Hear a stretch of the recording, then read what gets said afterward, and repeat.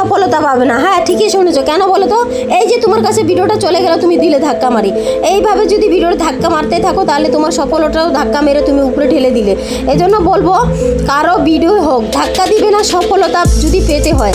যদি সফলতা পেতে চাও বা চাও নিজেকে সফল করতে, তাহলে কিন্তু কারোই ভিডিও হোক, যদি হাজারো দুশ্মনের ভিডিওটা তোমার সামনে চলে আসে, হুট করে এই ভিডিওটাও তোমরা দেখবে, দেখে সুন্দর একটা কমেন্ট করবে। কারণ দেখো ফেসবুক কিন্তু বলে যে তোমরা যে কারো ভিডিও আসুক সামনে, তোমরা ভিডিওটা দেখবে, দেখে তারপর একটা কমেন্ট করবে, কমেন্ট করে ভিডিওটা তারপর ঠেলবে। এমনি এমনি ভিডিওটা ঠেলে দিবে না। যে ভিডিওটা তৈরি করেছে সে কিন্তু অনেক কষ্ট করে ভিডিওটা তৈরি করে। এই জন্য বলবো যে কারো ভিডিও একটু দেখবে, দেখে তারপরে ভিডিওটাকে ধাক্কা দিবে।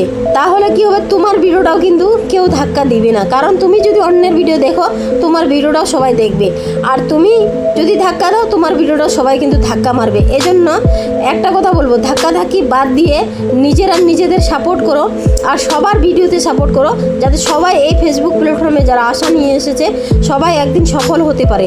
আর সফল কন্টেন্ট ক্রিয়েটর তোমরা তখনই হতে পারবে যখন